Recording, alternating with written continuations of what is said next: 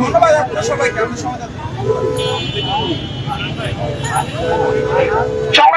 সংগ্রামী চিকিৎসক ও শিক্ষার্থী ভাই বোনেরা, আজকের বিক্ষোভ কর্মসূচি ও সার্টিফিকেট পড়ানোর এই কর্মসূচির বাস্তবায়নে যে সকল ভাই বোনেরা এই দীর্ঘ সময় ধরে আমাদেরকে এই কর্মসূচি বাস্তবায়নে সহযোগিতা করেছেন, সবাইকে আমাদের সকলের পক্ষ থেকে কি দাবি নিয়ে আজকে এখানে আপনারা?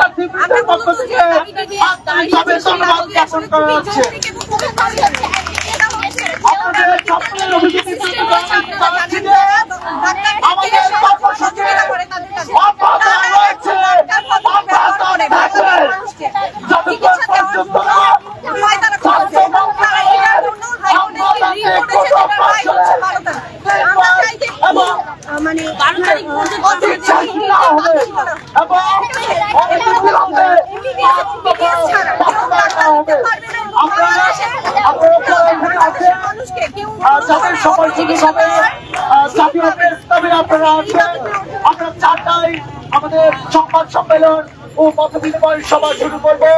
আপনাদের যাদের সময়সূচি আছে সবাইকে অংশগ্রহণ করার জন্য অনুরোধ করা যাচ্ছে। সবাইকে অসংখ্য ধন্যবাদ।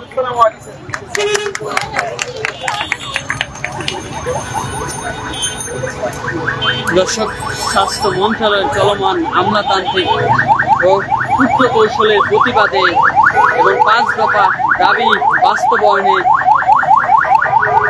চিকিৎসকদের এবং চিকিৎসা শিক্ষাবিন্দুদের অবস্থান কর্মসূচিকে আমাদের সরাসরি তারা রাত দিন ডিউটি করতেছে, কষ্ট করতেছে, তাদের মূল্যায়ন না করে মূলত ওরা চাইতেছে যে ওদের নামের আগে ডাক্তার পদবি লাগাবে। তো এইটা হতে দেওয়া যাবে না, কারণ ওরা ডাক্তার পদবিটা লাগায় যারা রুগী আছে বা প্রান্তিক পর্যায়ে যেসব মানুষ আছে তারা এই ধরনের ডাক্তারের কাছে যে ভুয়া চিকিৎসা পাচ্ছে, যাদের ফলে তারপরে তাদের জীবনটা ঝুঁকির মুখে চলে যাচ্ছে।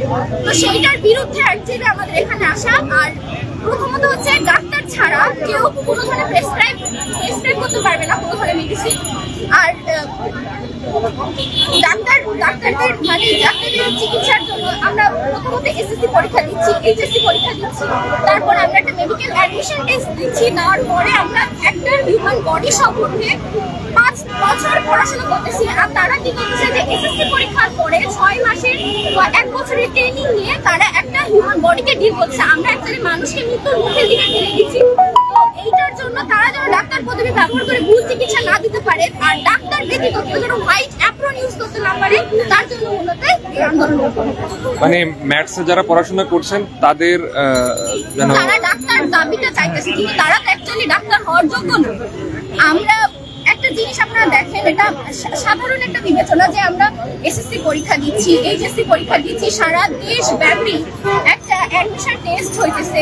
অ্যাডমিশন টেস্ট হওয়ার পরে আমরা একটা স্পেসিফিক মার্কস নিয়ে মেডিকেলে ভর্তি হচ্ছি, তারপরে আমরা সেখানে 5 বছর পড়তেছি, আমাদের আমরা প্রফেশনাল এক্সাম দিচ্ছি, তারপরে ইন্টার্ন করা হচ্ছে, পোস্ট গ্রাজুয়েশন আছে, মানে আমরা 12 থেকে 10 বছরের চিকিৎসকের যে অভিজ্ঞতা, 6 মাস একজন হিউম্যান বডির কিছু প্র্যাকটিস করে তো সেই অভিজ্ঞতা অর্জন করতে পারে না।